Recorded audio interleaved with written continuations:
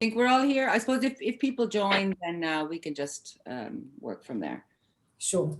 Yeah, lovely. Okay, so hi everyone. Welcome to this webinar on hiring challenges in Europe. I think most companies do try and hire in Europe. At some stage, Europe's obviously a very big place. There's a lot of differences. So what we want to talk through is like some of the specifics in a couple of the main markets today. So first of all, to introduce myself, I'm Jess Jones. I'm with EER Global. I work with Mary. Some of you know me, have met me, others not so much maybe. So I'm a senior recruiter and team lead with EER. And joining us today as well is another colleague of mine, also senior recruiter with EER Global, which is Julia Forster. In red, there she is. Julia is German and therefore, of course, very knowledgeable on the German market, although works globally as we all do. You all know that EER Global has been around for 13 years and we've been sourcing globally and working globally for many companies in all of these different regions. So Mary, whom you all know, I believe Mary Galbort is one of the two MDs, is with us today as well. And then we have two other guests, two other panelists that are joining us for what is the discussion today. So Noah Ferber, who is with PayPal in the UK, and she's the senior manager of talent acquisition there. So she'll have a lot of really useful input for us for the UK market. And Adi Benartzi as well, which she's HR strategy and ops with Google and based in Warsaw, Poland. And she will speak through some of the specifics to do with the Polish market, which of course is very big and an entryway to Europe generally. I just realized I forgot to share my screen. I wanted to show you our lovely PowerPoint that we have prepared for you. So let me just do that now. So the way that we would like to run it today basically is to have it really more as a, can you all see my screen now? Yes. Yeah. Okay, super, thank you.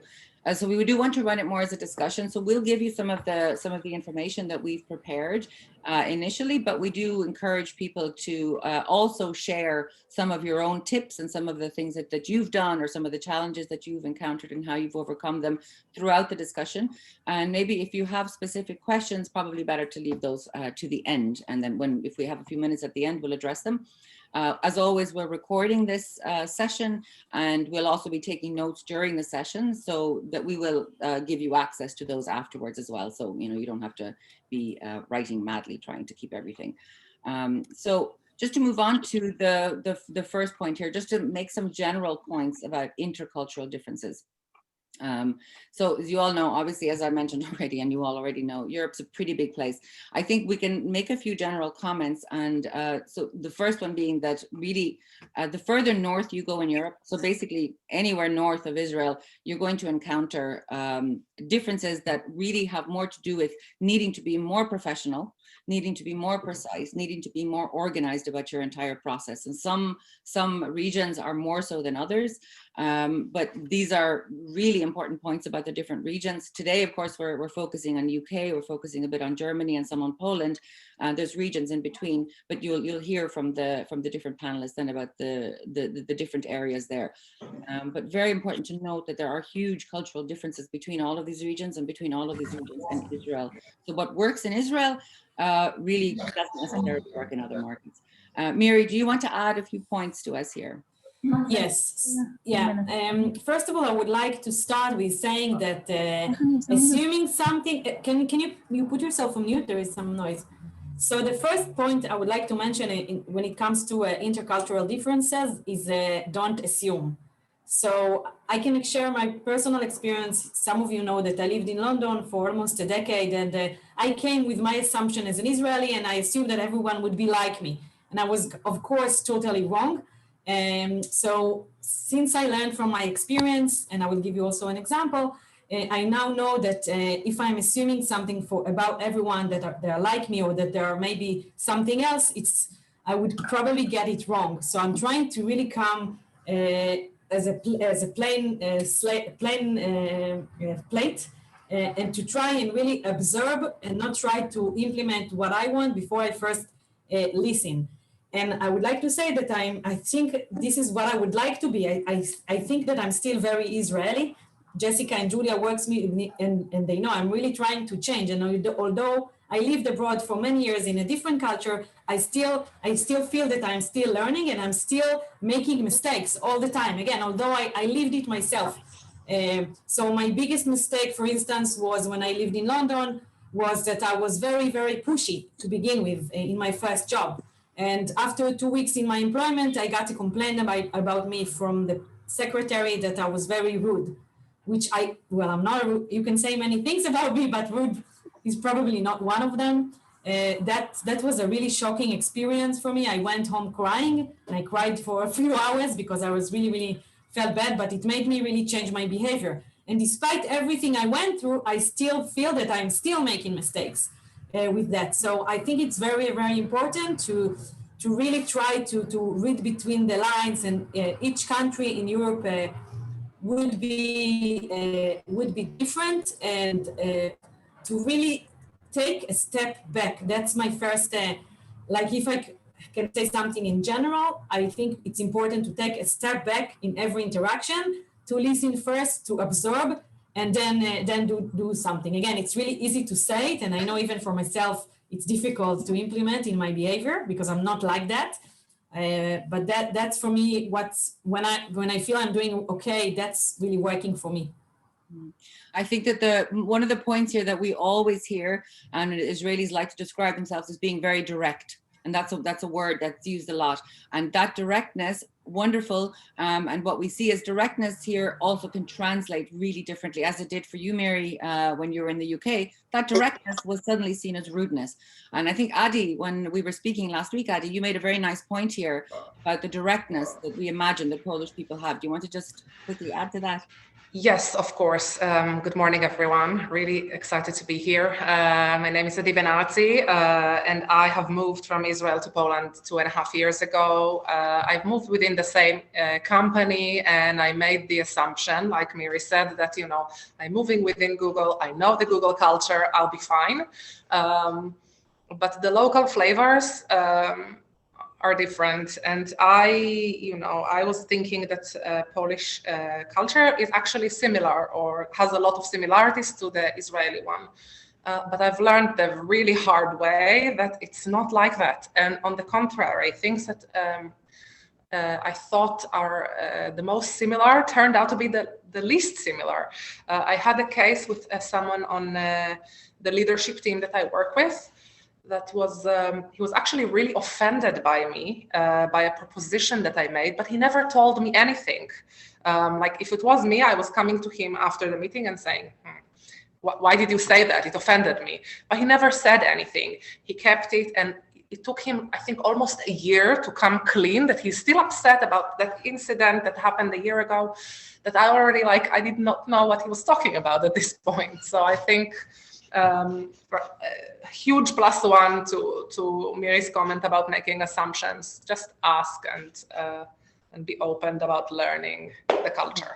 Yeah. I think, Adi, you mentioned about Polish culture that they seem very direct, but they are not. So this is something a lot of people ask me about Poland, because I know many people want to go to this market. So, they look direct. That's what you told us in the previous conversations. So that they look really direct, but they are not.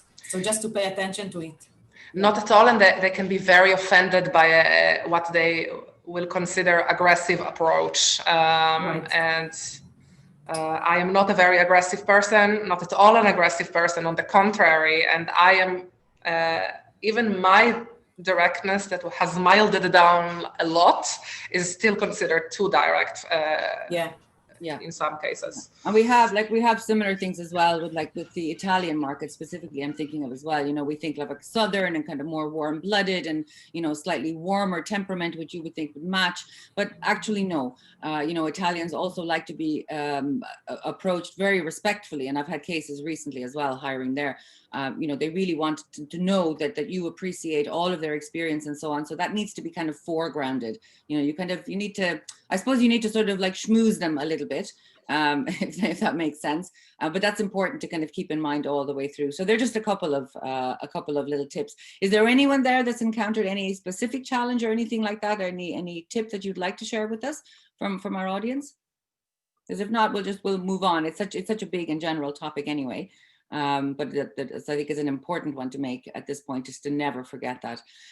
We'll move on then. So the next thing that we really want to address is some of the specifics, the do's and don'ts in the hiring process, especially if we're working remotely or not. Of course, everything nowadays is remote, and EER Global has always worked remotely.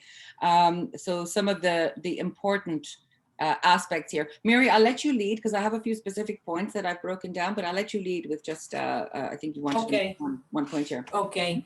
So I think when we're trying to we're addressing the questions that you brought to us in the, when you registered. So we have to relate to COVID. So we're doing do's and don'ts that relates also to COVID with everything remote. So including the recruitment process. So we would like to give you some tips that we think that would be working very well for remote recruitment. So I think it's very important when you to give a task to see how people, react in real life situations. And I'm going to say something which is it's not a regular thing to say, and people may think that I'm wrong, but that's what I think.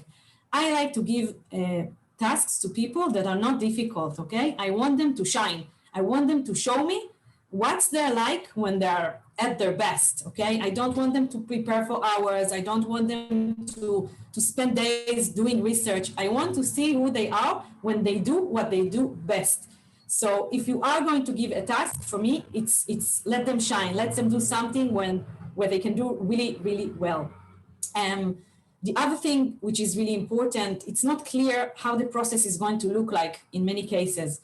So people really, especially now, they want clarity. So from the beginning, even from the advert, okay, European people in most countries would want clarity about the job, about what is required for them, about the salary. As you know, it is very, very common to write the salary in the job ad, which is not the band at least, which is not common in Israel. So it is important to get them this visibility of the clarity of the process. I think it's very important also to look at background checks now more than ever, and any other checks that you can do. You meet someone, you don't have this informality, you don't see them, you don't look each other in the eyes, as we say in Hebrew, and it's more difficult for you to take this decision. So I think adding layers to the process when it comes to checking more references and doing a background check, i.e. assigning a company that really checks that the person went to the university that he said he went to, and what have you. I know it takes more time due to COVID at the moment because a lot of universities are closed. But one thing maybe you can do is to give an offer subject to getting the accurate information. I think especially Northern European countries want very, very, very much more details from the job spec and in general, because they appreciate the information and they want to see what's coming. So that's something that I would like to add to that. And I would also like to add that usually people try to do like panel interviews, which I think doesn't work well on Zoom. So I would really skip that. And I would also like to add that it's important to create an informal atmosphere, okay? Usually if we could meet each other, we would go in a pub or a restaurant or after hours, because we're Israelis, we're very open. It's in a minute you get to a small talk and you know who knows who and you know who's standing in front of you. When you hire outside of Israel, you don't have any, most of the time, personal connection, and you can't assess who is in front of you. So in order to create an informal environment, what I would suggest is to arrange a time that is outside of working hours. I know the boundaries are not very clear at the moment, but even if someone is in the evening, is more relaxed, and you can really tell them that this is an informal chat, like afternoon, just to get to know each other in their home. It's not a formal. Try to create a very, very informal atmosphere, because the goal for me for this conversation is to drill down on what's really matter. What is this person really like on his personal life? Who is this person? It's really, really hard to do it this way. So the only way to let them be open, again, especially to some people in some countries, maybe Nordic countries, you will not be able to get to the real them. So creating this informal setting is crucial for me for the process. Yeah. Jess, do you want to add as well? Yeah, I think you've summarized it pretty well, because I think the main points are, to think about like all of your search parameters and to know them really clearly in advance. So Mary already addressed the ad, and we're going to speak about specifics about the ad as well. So, more information that you would normally put in an ad, including things like, salary ranges, are often expected. Depends a little bit on the role, but really quite important. And to think through everything from your first contact with the candidate, how that's going to happen, how you're going to approach them, how much time you give them to prepare. Know your interview process in advance. Know how many interviews, who they're going to be with, what platforms you're going to be using. Know if there's going to be some kind of a task or a personality assessment if you're going to be doing a background check, because candidates, the further north you go, candidates expect to know this information in advance. They will ask the first person they speak with, what does the process look like? And they'll expect an answer for that. And if you don't have that answer, you haven't thought it through, they're going to have less faith in you being able to manage this efficiently. And therefore, it's going to reflect on how they feel about the company. They're going to think, well, if they can't do an interview process efficiently, how efficient are they as a company? So, that first, all of that is really important. I think one more important point, Mary, that you didn't specifically address, that we all know, I think, but to speed. Keep the process moving. Even if you've got several candidates in the mix, at least keep them posted if there's any delay. Keep the contact, keep them warm, but give them actual feedback, give them actual information. Don't just leave them hanging around for a few weeks, because, again, you will lose their faith and you might lose them as well, because they might be talking to someone else.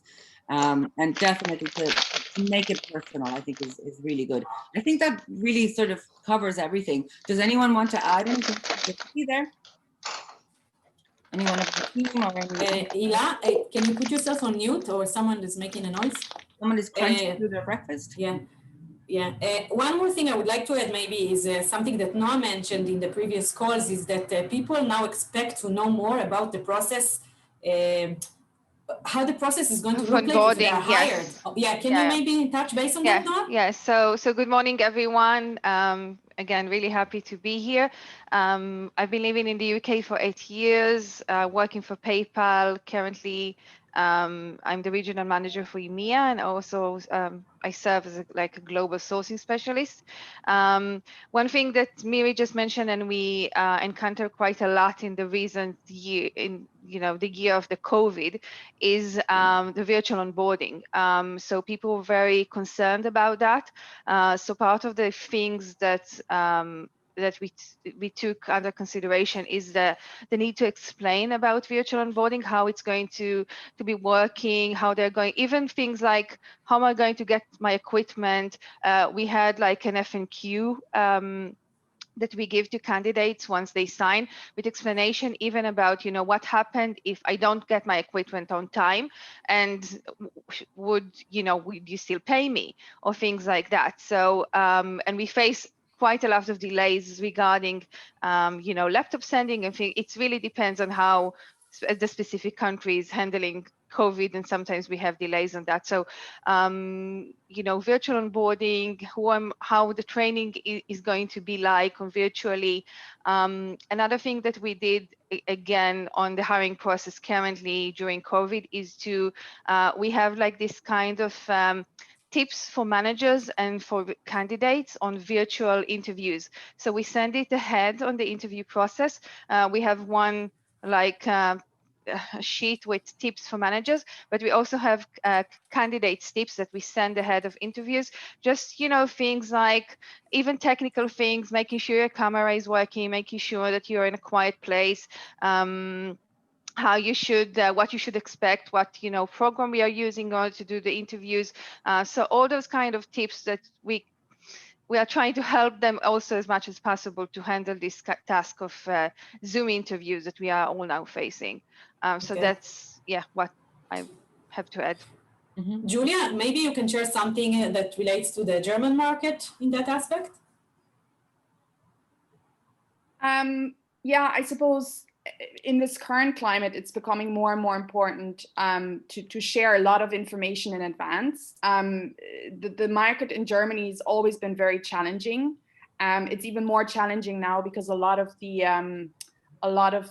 I suppose, German values focus on stability, financial stability, and security, which goes counter to what's happening in the world at the moment.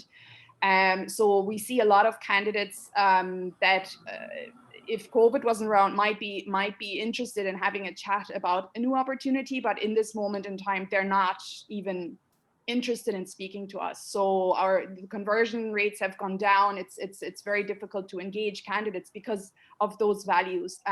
This is not a time where people, and maybe we're not as adventurous as other cultures, but that's just a huge thing, is the financial stability and job security, which has a huge impact.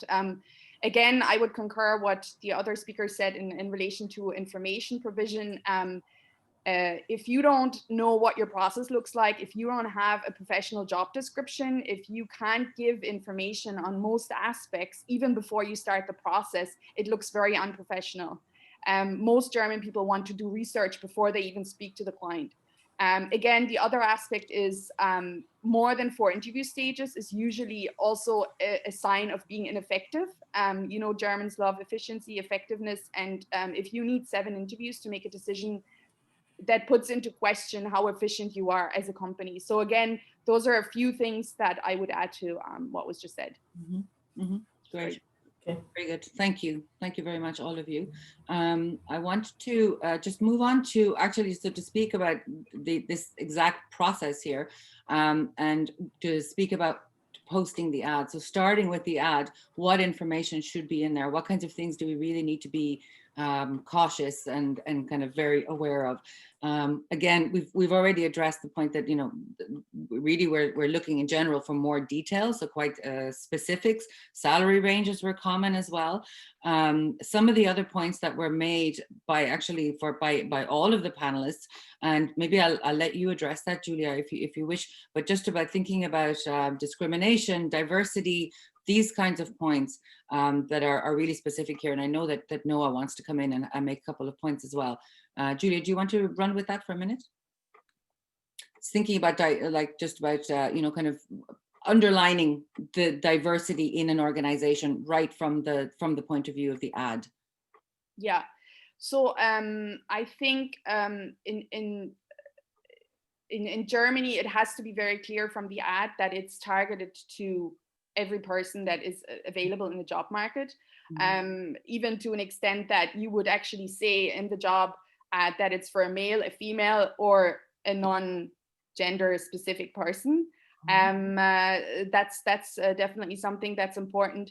The anti-discrimination laws are huge in Germany. So again, throughout the advertising process and also the interview process, you have to make sure that you adhere to these specific standards in relation to restriction on application and interview questions. So, you know, any questions concerning pregnancy, age, race, ethnic origin, sexual identity, religion, or disability are not allowed in a job interview. Again, that's a big thing in Germany. And in hand with that goes also, I don't know if you want to point that out as well, Jess, but data protection is huge. Yeah, I would say Germany is probably the country with the largest privacy laws and data protection laws in relation to candidate information that's crucial, but also in relation to background checks. And I will go into that a little bit more in a second, but very, very important to really look at that and not just go and you know, do your thing, but really be aware of the rules and regulations in the German market. Mm-hmm, exactly. Thank you, Julia. Noah, do you want to add a couple of points there? I know that you were. So yes, I think first what Julia just mentioned regarding data protection and GDPR is a huge thing in Europe. We have the Brexit in the UK, but we are still under current regulations. So I think if anyone that is recruiting in Europe should be familiar with the GDPR regulations and really pay attention. It's really crucial in recruitment because there are things that we can save or not save regarding candidates. Candidates can ask to see notes in the system, and managers should be aware that if they're putting something or you are putting something like interview summaries or interview notes in the system, candidates have the ability to ask to see them. So you need to be careful on the language you use and you know how you what you put down in writing. Also, it's a big you cannot download CVs, LinkedIn profiles to your system without the candidate permission. So you need to make sure that the candidate gave consent to be in your database, and also saving CVs on your or the manager laptop or some sort of a drive or something like that is something that is not according to regulations. So if you work in Europe, please be familiar with that. There are heavy fines. H&M just fined like 40 millions on data breaches, on exactly on GDPR and using employees' data. The second thing about diversity, I know that in Israel, we don't like, to hear that, but it's still common to ask about, are you married? Are you not? How many kids you have? Do you have help at home? Things like that. It's unfortunately it still exists in Israel, at least from what I read in different forms. So it's a big no. You don't ask someone about his marital status, about, it's things that you don't go into, family or things like that. It's a very, you need to stay on the professional level. So this is something that you need to pay attention. Diversity is a big thing, very hot topic everywhere now. I think all the big companies are very heavily involved in diversity issues. So also need to pay attention on your job descriptions. I know, for example, Julia, that in Germany you can say, you can ask for a native language speaker. It's something that you cannot put in the ad. So there's like different regulations, specific regulations that that you need to pay attention to in different countries, even when you post. So for something like that, Noah, that I suppose the way around it, if you're looking for a specific language, I'd say, is to think about the language. So not that you're looking for an Israeli, but that you're looking for a Hebrew speaker. Yeah, proficiency. Yeah. Exactly, and that you're looking for a high level of proficiency rather than native. Yeah, it was a remark that we got back from our legal team regarding posting, and we needed to put a few ads down because it was mentioning native language. So just, those kind of small things sometimes we don't even pay attention to, but it's just worth paying, making sure that you have the details. Yeah. Just a question from the audience when it comes to GDPR. Danny Benes was asking, he's saying that the challenge that he has is that recruiters send directly the CVs to the ATS and to the hiring managers. How do you cope with that in terms of GDPR? So it's it's a known problem, and I think it's like his education process that you need to work with your manager on. We only work in the system. This is how we encountered that also when I was in Amdocs before PayPal, and we moved to the GDPR regulation. We had a complete cleaning process when we deleted files, and also asked manager to delete files and made sure that nobody has, we all have this file on our computer with CVs, that interesting CVs that we want. No. So we are only asking managers and recruiters to work in the system. And we are also saying to manager, this is for their own protection, basically. So let's work in the system. Let's make sure that we are protected, that we are not doing something that is out of regulations. I have cases when candidates send a CV and I would say, okay, can you please also apply? I will flag your name, but can you also please apply in the system, because we can't get CVs on email. So yes, the only way of the system protects you. So I hope you all have a good ATS to work with. Okay. Can I add a quick yes. note about Poland specifically? Not about GDPR, though. I feel like we covered that quite in depth, and Poland is no different than any other EU country on that aspect. I just want to add, we have mentioned that we, in Poland, it's not a must, but it's the most companies post salary ranges in brackets. My comment on that I have two. First, don't assume that people sometimes speak in net salaries. I will explain when my part will come why they do that. But if you are putting the salary range in brackets, make sure that you mention if it's gross or net.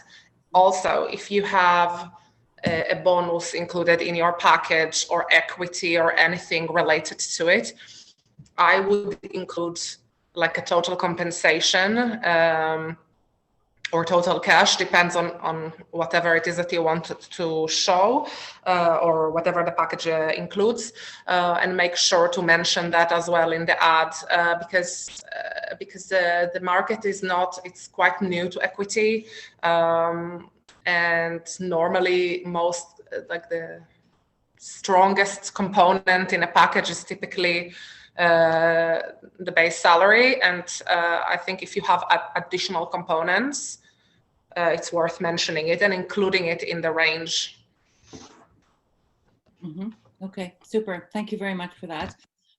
Okay, I want to move on to speak more specifically about some of the different markets and some of the particulars in there. So to talk about, so this is a big question for the people who are asking in preparation for this webinar. So employment law in the UK and Germany specifically. So I'm going to let Noah take it on the UK first of all, and then Julia will speak to the Germany part of it.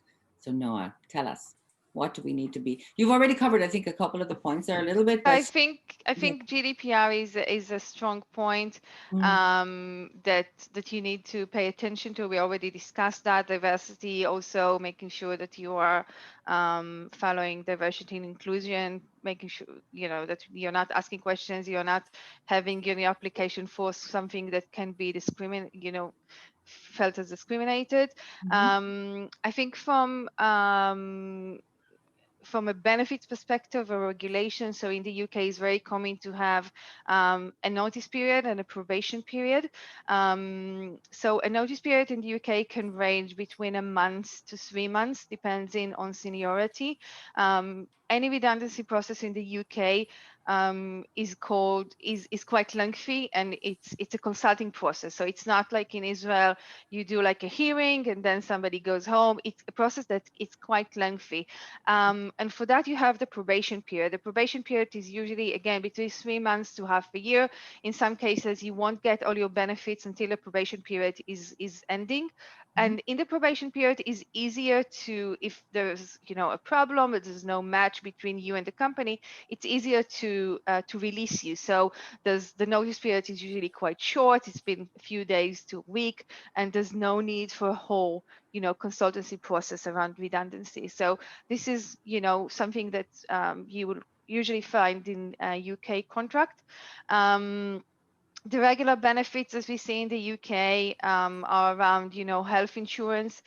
We have a national health system similar to the UK, but it's not very good. So usually people will expect to get private health insurance, pension that is by law from, I think, 2013. It's by law to give pension in the UK. It wasn't like that before. And again, it ranges. It's the percentage is 2.5% by law, but usually high-tech companies give more. And again, regular benefits that we see are 25 vacation days, things like disability insurance, life insurance, and things like that. If somebody would like more detail, I don't want to get into details. So if somebody wants to approach me, I will be happy to answer. Benefits are taxable, so employees will see it in their tax. I just want to add something about reference checks that usually people from Israel ask me, because I know it's very common in Israel to do reference check, and in Europe, not always. The fact is, the reason is that in some countries, if you give a bad reference about someone, and please, again, GDPR perspective, this reference will need to be recorded on your system, and a candidate can ask to see it. People are very concerned. They don't. It can be a case that somebody can even sue you on the fact that you damage their chances in the employment market. So people are usually very concerned. You will find that at least from my experience, a lot of the references that you will get are very, very positive and good. And in some cases, some companies, and PayPal and Amdocs that I worked in is a good example. We were not allowed to give any reference. So if you call me and ask me if it's somebody that worked with me, the only thing that I can say, please contact our HR, and they will send you a letter saying, how many years this candidate, this employee worked with us. This is, what we can say. You're not even allowed to start, this kind of conversation, because again, it can have some legal implication. So, when you ask me about should I do reference check in Europe, I think that if, I have to say this is not part of our process. We do a background check. We don't go and ask for references or speak with references. So it depends on how how much time you want to invest in it. But in many cases, consider that it might not add you a lot of value or different information that you already have. I would like to add something about the UK. In general, when I look at the employment law in general, first of all, a lot of the terms that are obliged by law are even less good than Israel, as one may think. For instance, the sick policy is very low in the UK. You get about roughly £125 for a week up from the fourth day. Maternity leave, it's roughly the same amount after for 33 weeks, and only 6 weeks at 90% of your salary. Although most of the women would stay for a year at home, the pay is much less than Israel, like when in Israel we pay for 14 weeks. So there is a difference between the pension, as Norman mentioned, only became obliged a few years ago. So can you imagine, how many years people had no pension in the UK? This is really scary when you come to think about it. People don't save for their, for when they're old, and I think it's really awful. So what is required by law, if you compare it to what many companies in professional services would give, there is a big difference, okay? So most people give above that, especially when it comes to sick pay and what have you. It's maternity also, leave, most companies will give, also pension will give, much more than the law. Yeah. Also, it's not common to give, in Israel we give allowance for lunch. It's not common in the UK. You don't pay for transportation. You only give an allowance to buy a ticket to the underground, okay? So because if you pay a yearly membership, it costs you about 10 or 20% less. So the company would give you money to do so. So there are many kind of schemes for tax benefits when it comes to child benefit, when it comes to cycle to work. So there are many schemes. And in generally, if I can relate to the UK market in terms of the actual tendency, I would say that up until a few years ago, the tendency was, if you go to a tribunal, Bet Din Ledinei Avoda, the tendency would be towards the employee for many years. And it reached to a point that it was very difficult for business people to actually do business. So a couple of years ago, they decided to change something because the tribunals were so packed, it was impossible to move something on. So they decided that an employee cannot claim that their employer dismissed them in an unfair dismissal, i.e. they didn't follow the lengthy process that Noah mentioned.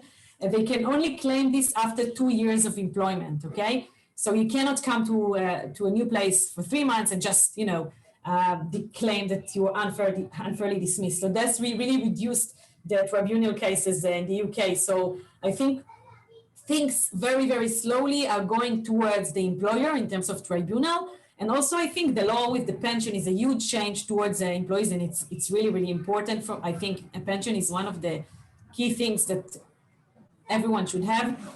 So that's, just wanted to mention that in relates to the tendency, and also wanted to give you some advice on where to look for information. So in the UK, there is a massive union like Histadrut in Israel. It's called ACAS. It's the biggest union for employees. So I'm suggesting you to go to their website. It's ACAS. We will send it later. You can find a lot of information there. They have also a line that you can call, like a Kavla Oved. You can call and they will answer questions when it comes to legal. Of course, it's not replacing a lawyer, but you can call them. And also you can go to www.gov.uk, which is similar to gov.il, and find a lot of information about all the rules and regulation that relates to employment. It's crucial for you to know all these things if you are hiring and employing people in every country. So in the UK, it's fairly easy to find that information.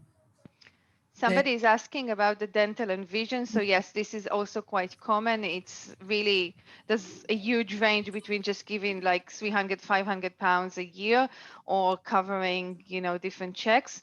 There is, by the way, a car allowance for sales or, you know, different senior positions. So you can, it's common to give a car allowance. Even if you don't use a car, you just get like the car allowance. It's, if you want, it's just replacing like the leasing that you have in Israel.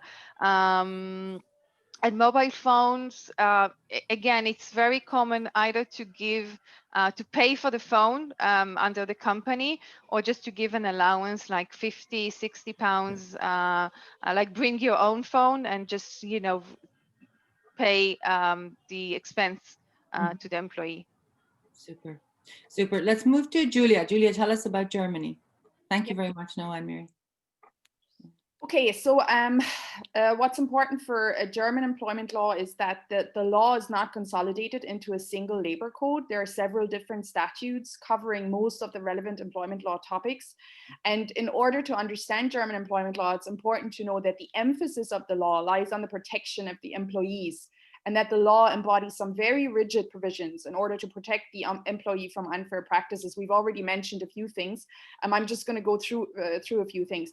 So the role of the employment agreement, really the employment contract between the employer and the employee is the most important legal source regarding the employment relationship, and it governs a few items in relation to work time, sickness, rules of termination. So German employment law allows for 5-day work weeks, and the maximum working time is 8 hours per working day. Generally, the law prohibits working on Sundays and public holidays.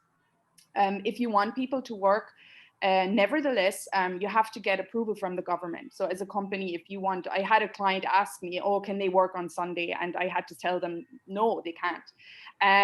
Sickness after 4 weeks of employment with an employer, the employee is entitled to the full salary during absence due to illness for up to 6 weeks. So that's also something that's, I think, very specific to Central European countries. If the employee is ill for a longer time than 6 weeks, the health insurance will pay the gross of the employee's salary. Rules of termination, I think, again, very specific to Germany. There are very rigid rules regarding the termination of employees. The length of the notice period for the employer depends on the employee's length of service, ranging from 4 weeks as a minimum for employees with less than 2 years seniority, up to 7 months for employees with more than 20 years. This is very, very important to note. It's not the same notice period for every employee. And again, this goes back to the protection of the employee. Yeah, and then there is a different regulation for people that are on maternity or parental leave and employees with disabilities. There is a state authority approval needed before you can give notice, because otherwise there is the threat of getting sued because of discrimination. So it's very much an area that you have to research before you go into that. We already talked about the limitations on background checks. A private employer has no right of access to an applicant's criminal record or to contact prior employers for references without the applicant's consent. So if you want to contact references, you have to ask permission from the candidate and they will give you the reference details. The employer is not allowed, and I think that's huge for our Israeli clients, because I know that some clients are doing that. They're not allowed to use information based on background checks in private networks such as Facebook. This is very, very important. There's huge data protection and privacy protection in the German market. Coming back to the reference letters, a lot of people still use the reference letters. They're actually coded. There are certain words, although they all sound positive, they're actually coded, so you can identify if you know the word, and it's obviously, if you speak German, you can decode whether it's a good reference or not, although it might on paper it might look like a good reference, but it actually isn't. But it's a very intricate way of decoding the information on the reference letter. We talked about the restrictions on application and interview questions. Again, there are a lot of restrictions. The other thing I wanted to add is, due to potential discrimination claims, the employer is only entitled to store personal data of the rejected applicant for 6 months after the end of the recruitment process. This is very, very important. So you really need to clean your database on a regular basis. Trial periods, we talked about that, can be a duration of up to 6 months. And the notice period within the trial is 2 weeks, so it's decreased. There is a statutory minimum wage of 9.19 euros per hour that applies to all employees. The biggest part I want to talk about is the social security payments. In Germany, employees belong to the national social security system by law, which means, and this is actually quite funny, because whenever I ask friends, you know, what their salary is, they always give me the net figure. They don't even know what their gross salary is, because they never see the actual amount in their account. So it covers the following principal areas: health insurance, which is anywhere between 11 and 14% of your monthly income, unemployment insurance, nursing care insurance, pension, and accident insurance. All salary payments are subject to tax and social security contributions, and these must be withheld from an employee's salary by the employer and paid to the respective institutions. If you don't pay these, you're basically breaking the law. When negotiating the salary, and we talked about that on the advertisements for the jobs, it's you need to take into account that the difference between the gross and the net pay is greater in Germany than maybe in other countries. So for the same gross pay, the net will be much, much lower in Germany because of the high national insurance contributions and the social taxes. Another comment I want to make is on public holidays and annual leave. Again, this is different to, let's say, Ireland or the UK, where I think it's 20 days based on a 5-day week.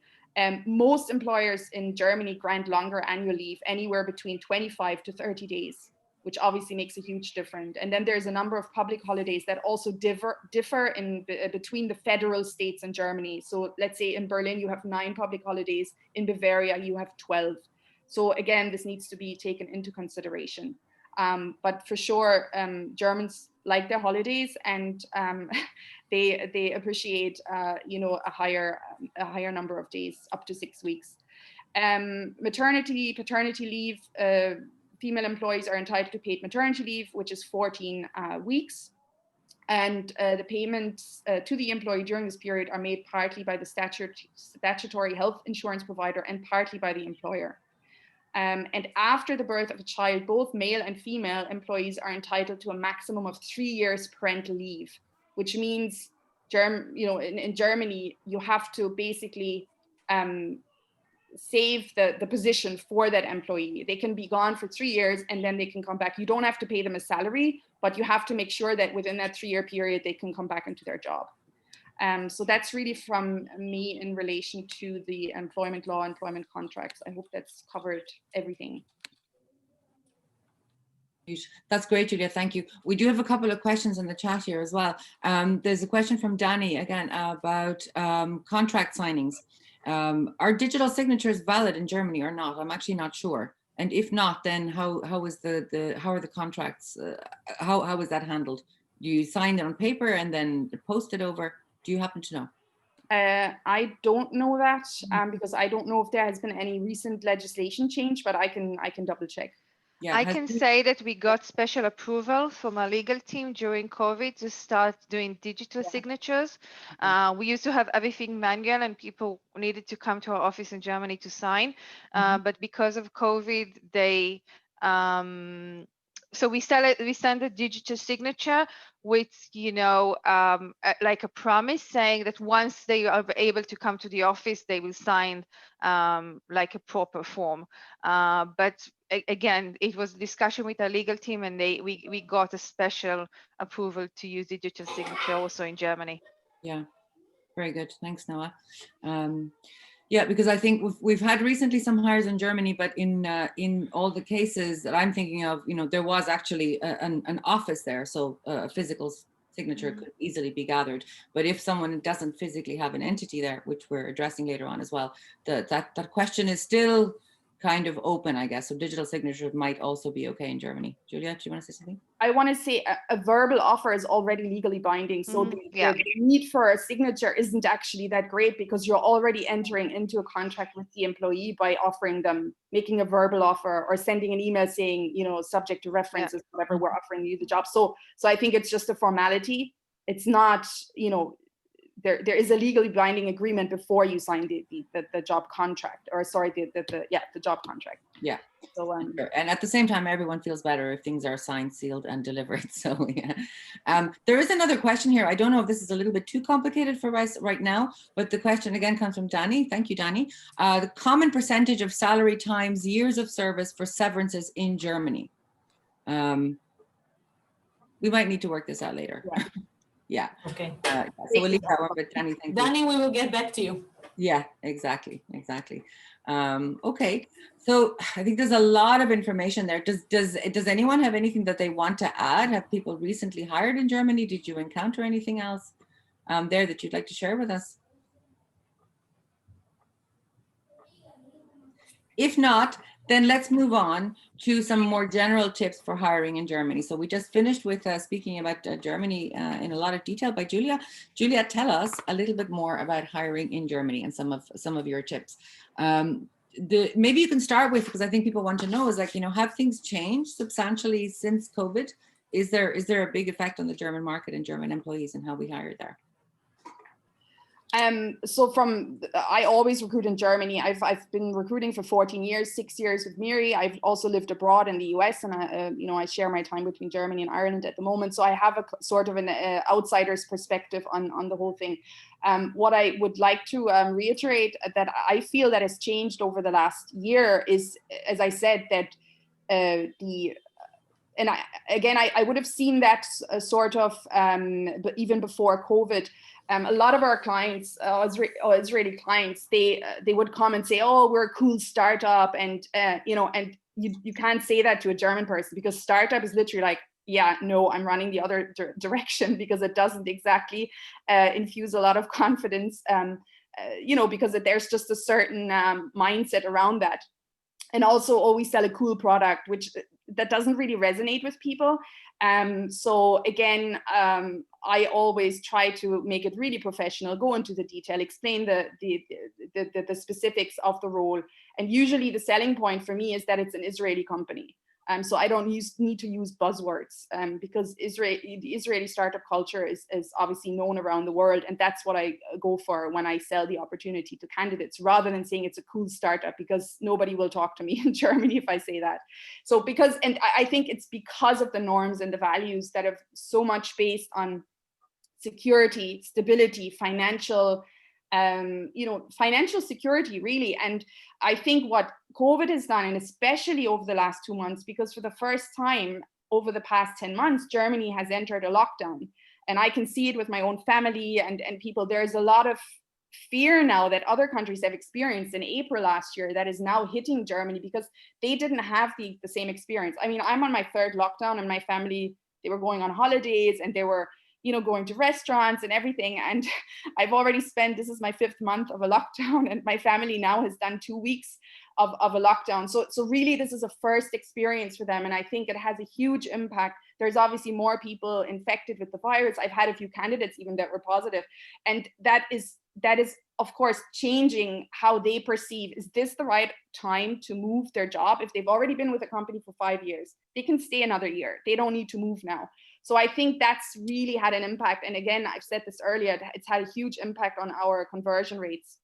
The conversion rates compared to other countries are already much, much lower in terms of contacting candidates and getting candidates in front of us. And I feel that it's gone down by, I would even say, half. I'm in the German market with several clients at the moment, and it's gone down by half again. So that's certainly something that I would say has changed over the last 2 months, really. Yeah, so that's just in relation to COVID. Do you want me to go into some other cultural differences? Do go into some of the general tips, because you prepared a lot there, and I think some of the things maybe will still be new for people.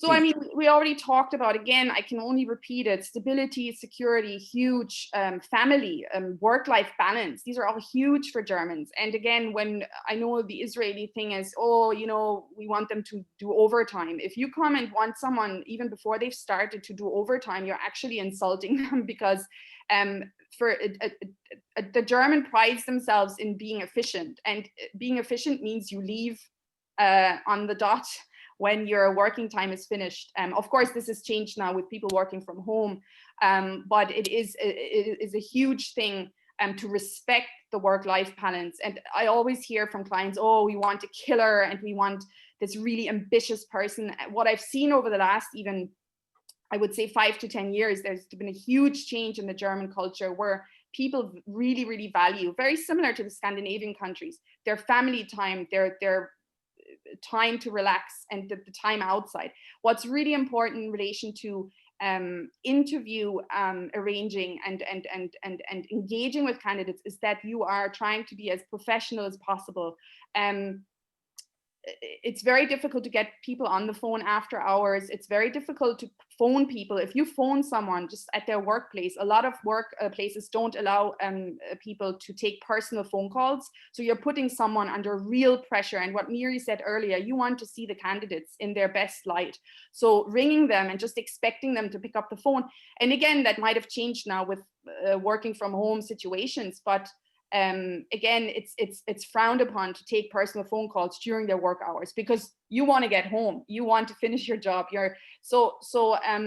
Again, I've had these situations with clients in the past where they said, oh, he's not available, he's not picking up the phone. And I was like, well, it's 9 p.m. in the evening, or you know, it's the middle of the day of their work day. Of course, they're not going to pick up their phone to have an interview at their workplace. It's super unprofessional.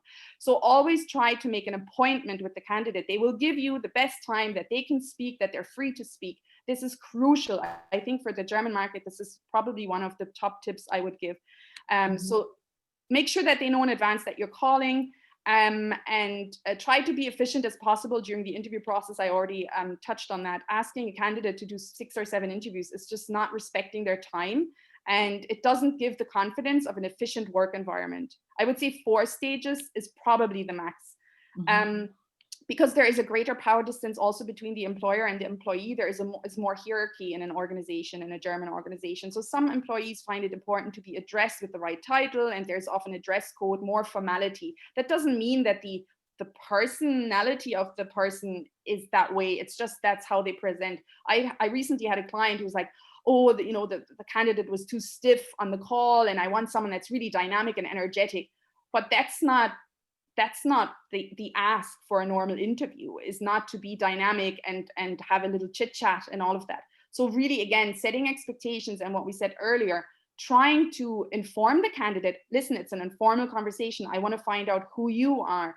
Is very, very important, because otherwise you're not going to get to see that person, and you're going to reject candidates that potentially might be a really good fit for your organization, but you're rejecting them based on a projection and based on the expectation that the candidate has. Well, this is a formal situation, you know, they might show up with a tie and all of that, and this is still a huge thing in Germany. You know, you don't just show up in a t-shirt for an interview. So again, set those expectations and make it very clear. I had an issue a while ago where a candidate was haggling throughout the recruiting process in relation to the salary. And again, this is something that's actually very common in Germany. The client was a little bit taken aback and said, well, they said at the start, this is their salary expectation, and they didn't want to hire the candidate. And I had to explain to them, well, it's very, very normal to engage in this. You do it in a very calm and professional manner. It's not an argument. It's not an aggressive sort of communication scenario. It's literally just teasing out, where you need to be in order to be happy. Because again, with information throughout the recruitment process, that can change. A candidate might at the start say, well, this is my salary expectation. They learn more about the organization, the responsibilities, and that might change. So, and that's something that's very normal. Being punctual, I think, is also a huge thing in Germany. Showing up late is seriously frowned upon and comes across as unprofessional and actually also rude. Even being 2 minutes late is being considered rude. So try to be on time. the biggest thing I think in Germany is family is valued very much, which is one of the reasons why overtime is virtually non-existent. As I said, being efficient, getting home to your family is actually something good. That's something that is valued. And because of the importance of family and social life, Germans are not generally in the habit of making friends with their work colleagues. So again, if you expect them to be kind of sort of very laissez-faire, even with their superiors, that's not something that's ingrained in us. They're usually very polite, and limited interaction is usually. And I have to say, from my own experience, I mean, I moved to Ireland and I didn't talk to anyone in the office because, well, the office was for work. And I actually had a chat with my boss, and she said, really happy with your work, but we have an issue with your engagement with people. But to me, it looked like they were just wasting time drinking tea and talking about, I don't know, the weekend. And I didn't understand. I just literally did not understand. It's even more severe with Israelis, So I think Ireland helped me to come a little bit closer to the Israeli culture, because it's a very informal, and I still have to force myself to be chitty chatty, because my first point of action is, no, I need to get this done. So this is also something to consider when you speak to candidates, because sometimes it's something you can learn. It's not something that is inherent in us, but it's you need to understand those cultural differences. Mm-hmm. The other thing, again, I've received comments from people where candidates weren't available for interviews for, let's say, a week or 2 weeks because they were on holidays, and the Israeli client would say, but they're on holidays, they can take a phone call. Again, because of the importance of that, a 2-week holiday without checking in with the office is really a completely normal occurrence in Germany. As I said, overtime is frowned upon, and doing work outside of working hours is also frowned upon. So I think with any interview process in the German market, you need to give it more time, because people, most people won't do interviews in the evening. They don't want to do them at the weekend. Then there is a day off, etc. So I always schedule in a little bit more time to reach candidates. It's not in a situation of, oh yeah, ring me in the next hour. That doesn't work. So again, respecting that time and calculating in a little bit more time when you're recruiting in Germany, I think it will save you a lot of stress and stressing out about the engagement with people. I think I've covered most of it. The other thing I just wanted to, what Noah said about the car allowance was something, and I know we've already spoken about that, but again, I have some clients that think they can get away. Like one client even asked me, well, they can take the train, and I almost had laughed out, I had to burst out laughing, because German people love their cars, and they will actually, I've had some candidates who actually request a specific model BMW car or other car that they want, because it replaces the lease that they have, and it's their family car. So again, this is huge. It could be anywhere between 10 and 18,000 euros for the car allowance, or a company car sort of substitution. So just to keep that in mind, that needs to be part of the package. Nobody's going to take the train, traveling from Munich to Frankfurt for 7 hours on the train. The distances, that's also something that some Israeli clients are not aware of. They're quite, Germany is a big country compared to Israel. So that needs to be kept in mind as well. And although they have amazing roads and so on, they like to use those roads, and they do. That's absolutely in the culture and the mentality. So that is an important point to remember. Thank you, Julia. We do have a quick question that I just want to throw in here as well from Lilith. Dental and vision insurance in Germany. I think that's probably covered in part of the social package. Not separate. Yeah, that's part of the health insurance. Exactly. So it's in there automatically. Yeah. And the question about mobile phone or bring your own device approach. Again, I would assume that there's going to be something similar to the UK.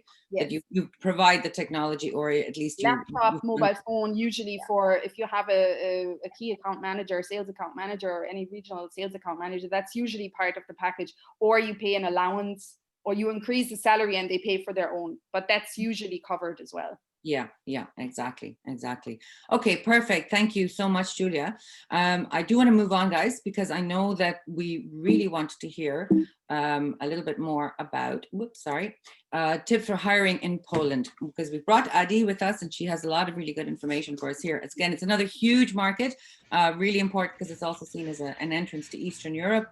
A lot of talent there, and obviously another really big country with its own set of issues and so on. So Adi, over to you. Thank you.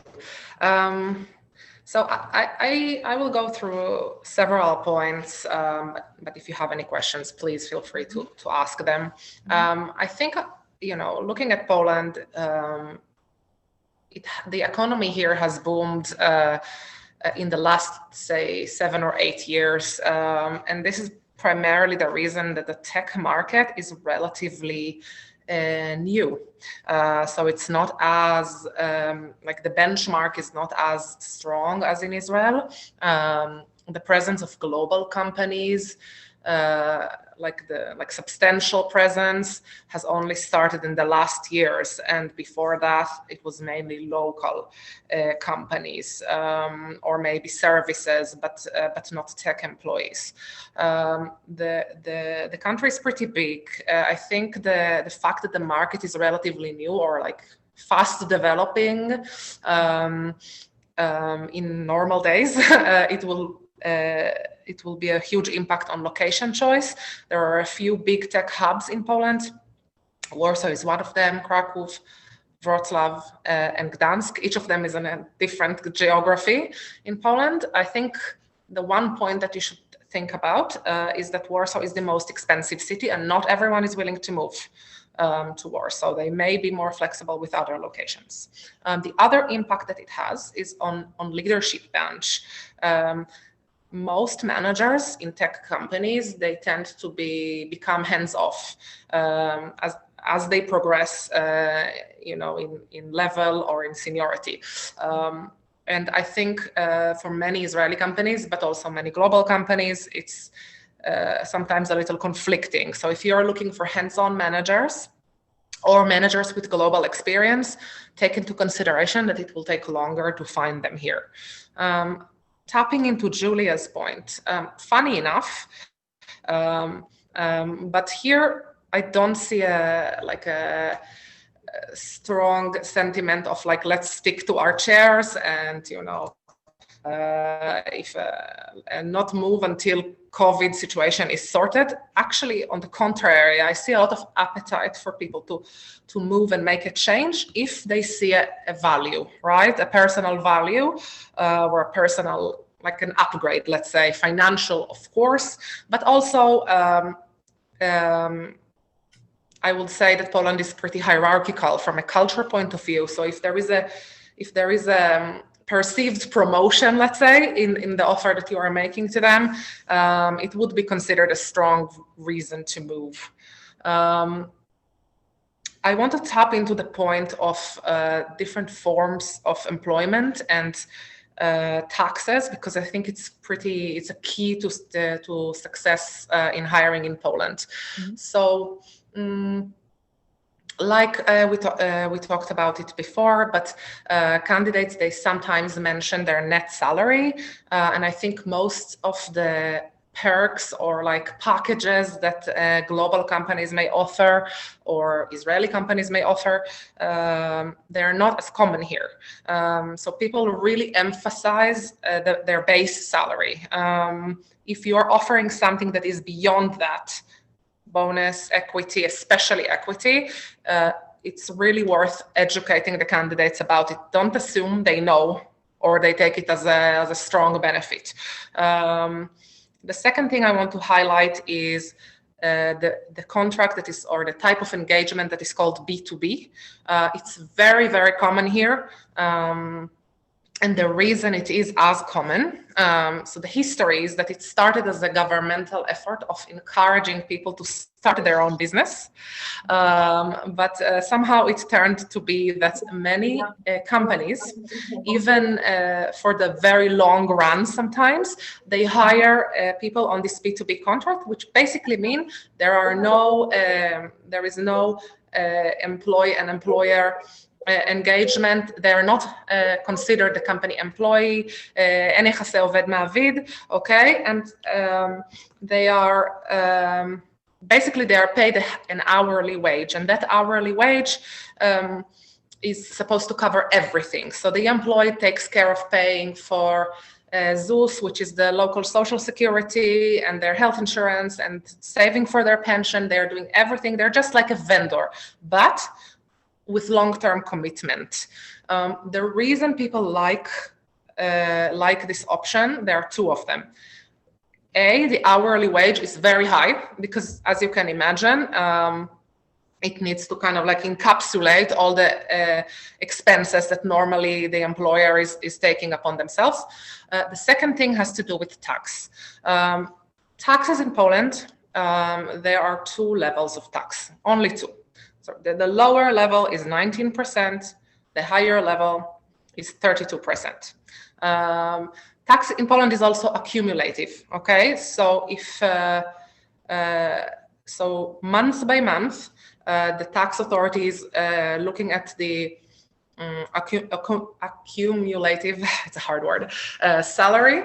And once you hit the bar of 85,000 Polish zlotys annually, then you are immediately to the next level.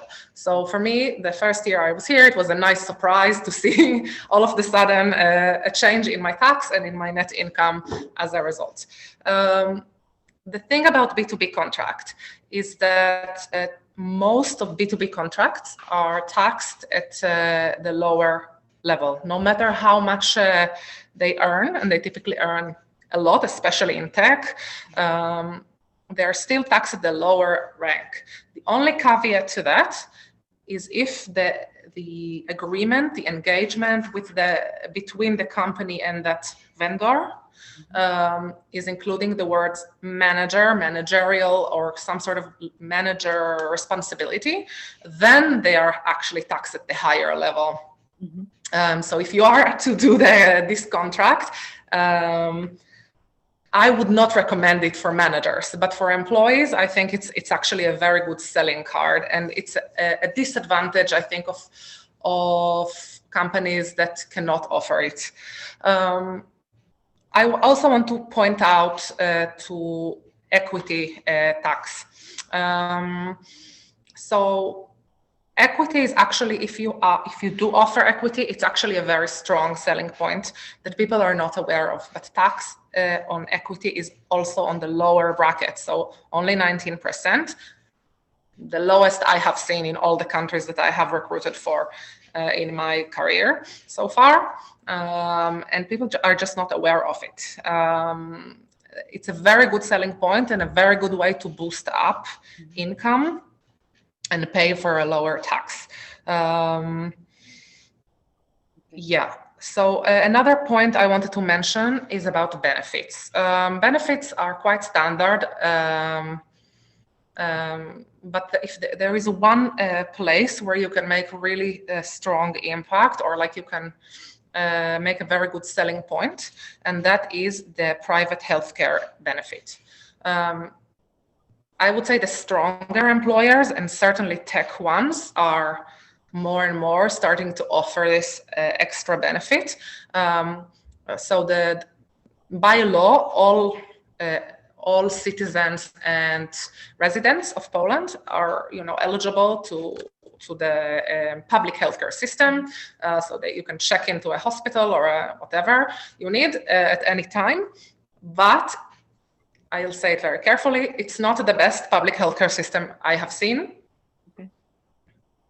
to say the least, and people don't trust it, and a lot of people defer to private healthcare solutions. And unlike Israel, those private healthcare solutions are covering everything. So if you have a flu, or you broke your leg, or you need like standard vaccinations for babies or children, people do everything through those private healthcare systems. And the more robust and detailed the coverage is that you can offer through the private package you offer, the more attractive it will become. Just to give you a general understanding, a non-life-threatening surgery, knee surgery, I just checked it with like a friend of mine happened to need to go through it. The wait list is, I would say, longer than 15 months in public healthcare system. And And in private, like he got it in a week. So it's a very strong selling point, I think, especially in COVID, but not only. All right, tapping a tiny bit into. Can you share a bit the cost? Sorry, for the health. I don't have it top of mind. I can look into the numbers and give them back to you. We could maybe look into that and feed it back, Adi. So what I've taken so far, and I do kind of, I want to move on. I'm really conscious of the time, and I think this is so valuable. So thank you very much, Adi. But the two big points for me here that are, I think, really interesting and relevant is that, Steve, you can think about a B2B contract. This is something that's really attractive for candidates because they get to keep more of their money at the end of the day, and there's virtually no disadvantage to the company to do it this way. And in fact, it's something that could be even more useful if you don't have a legal entity. Am I right? So if you exactly. It covers, like, 3 bases in one go. So something really useful there. And the second one is to really think about a private health insurance, because it's a similar system to what we have in Ireland. We have a great public health system here. Everybody will get seen to, but you could take 3 years to get something seen to, unless if you have a private healthcare insurance, then something will happen more quickly. So that's a valuable addition. That probably also the expense is for sure. I'm positive it's not something that's going to break the bank. But we can check back on that. So Adi, thank you very much. We're going to leave it there for now. And I know that you have a lot of information. You've done a lot of research. Thank you. Just because I really want to move on to another that was a very pressing issue for a lot of people that wanted to attend the seminar and that asked, the webinar, which is to do with not this slide, but simply about Brexit. So to talk about Brexit and how it's affecting the recruitment market. And we know Brexit's been going on for a few years, so it's not something that is just happened, even though it's just happened in another way. But companies have been preparing for this for some time, and it's had an effect on the market. It's had an effect on different industries. So we're going to let Noah speak to that, because you had some good general points there as well, but specifically how it affects, well, I suppose all of Europe, really. So Noah, over to you. Yeah, hi. Just to add to what Ajit just said, also in the UK, the public health system is not great, and it's very common. I don't know a high-tech company doesn't provide private health insurance to the employee and family, because you just can't handle things without it. So Brexit. So when I spoke with Jessica, I told her this is currently, we are in the aftermath. It's the Brexit already, from a perspective of influencing the market and recruitment, it's already happened.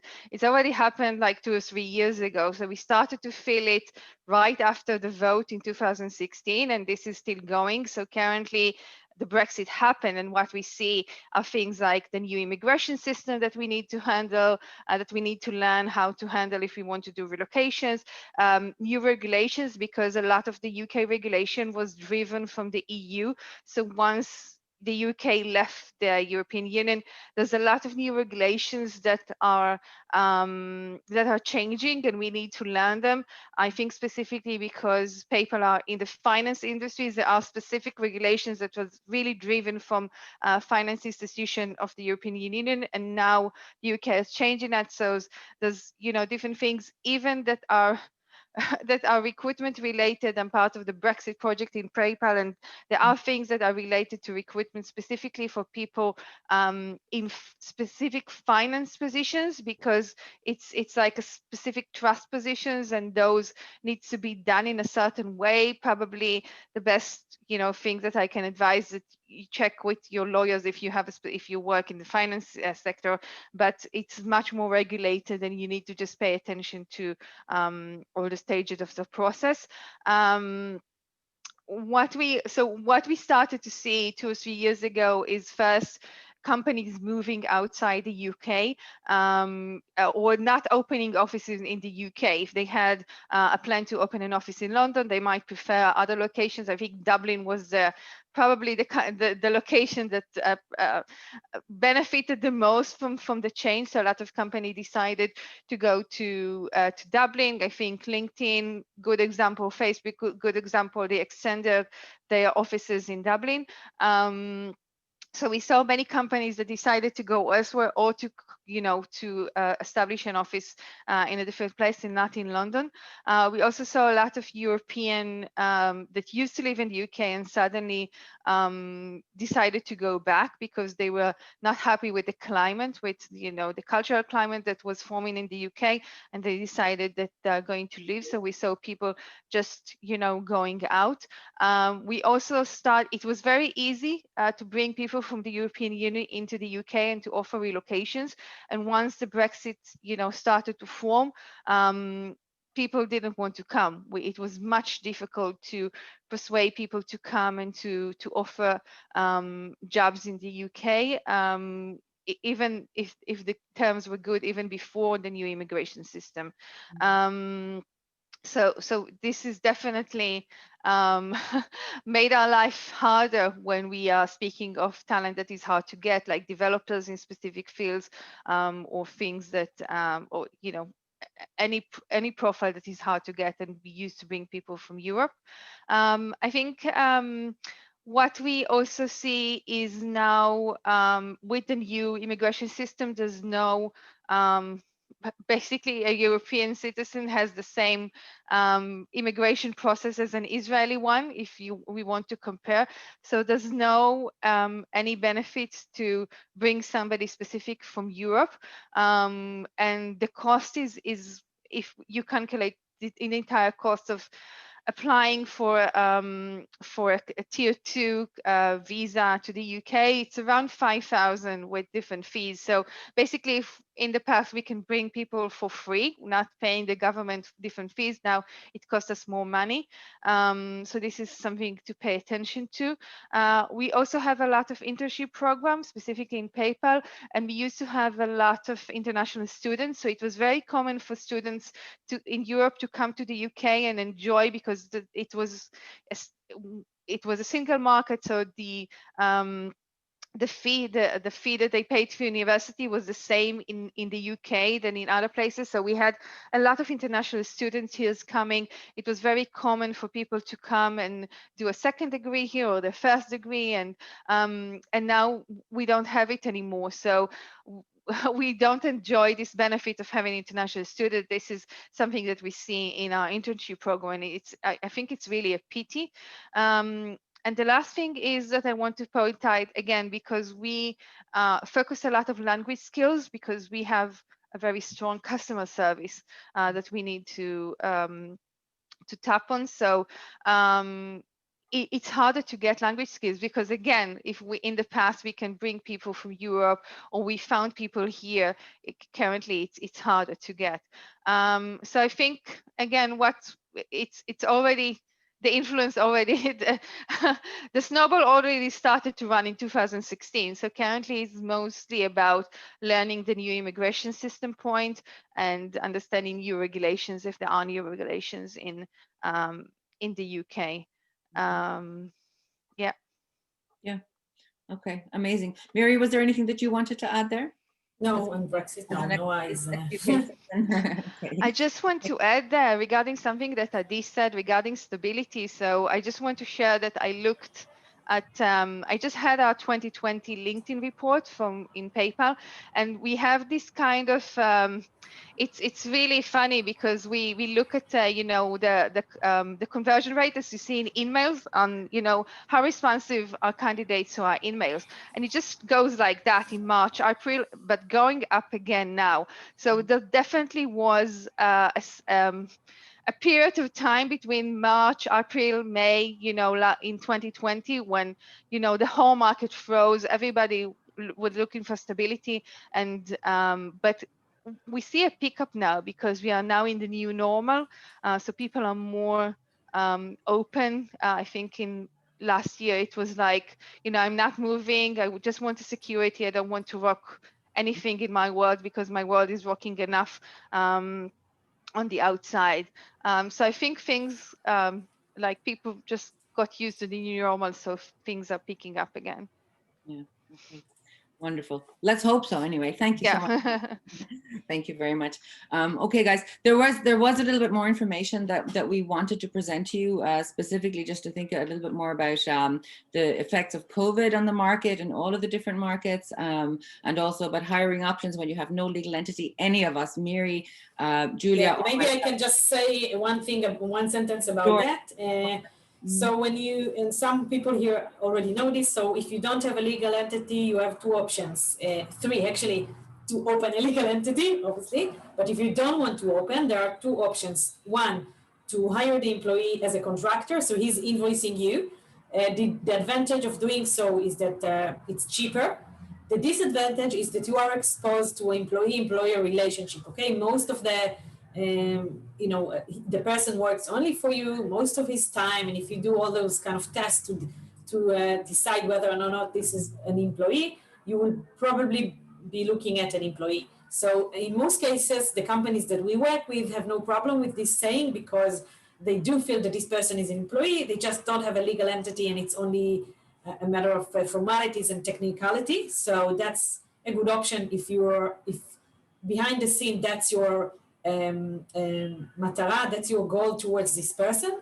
On the other hand, you can pay to an umbrella company and pay roughly between 800 to 1,000 euro a month on top of the expenses to employee. So this company would issue a salary slip to the employee and invoice you. So no implication. You're not exposed to any employee-employer relationship, but it's going to cost you. So that's the only thing I would like to add. Yeah. Okay, thank you. I think that also addresses to some, there was a question from Rona Amram about approval for short-term employees. So I hope that addresses to some degree, Rona. If not, sorry, we're only getting to it now, but if not, feel free to get in touch with us and we can understand exactly what it is that you need a little bit better. And that goes for actually any of the topics as well. Any of us, Miri and Julia, myself, would be happy to assist. And I know that Noah and Adi will be happy as well to extend any further information to us. At least I hope so. You've been very generous with your time, everyone. So listen, we're going to finish it up here because I'm conscious of everyone's time, and this is pretty much the length that we had planned. We didn't get to everything, as I think we sometimes, or maybe often don't, because there's always such a wealth of information and a number of topics. So I would like to thank everyone for joining us today, for sure, to listen and to ask questions and to so on. And of course, as I said, we're available for if there's any follow-up. Especially really like to thank Noah Ferber and Adi Ben-Artzi for joining us and for their really giving so generously of their time and their expertise and sharing this with us today. Julia as well, Julia Forster and our team has done a lot of work, a lot of preparation. And so thank you so much for that, and Miri for enabling the whole thing. So we're EER Global, we're still here for you. Of course, obviously, if you need us for any of your global hiring needs, you know where to find us. We're always happy to talk to you. And thanks a million and goodbye. Have a great day. Thank you, guys. Thank you so much. Have a good day. Thank you all. Thank you very much. Thank you. Bye-bye. Thank you, everyone. Bye. Bye.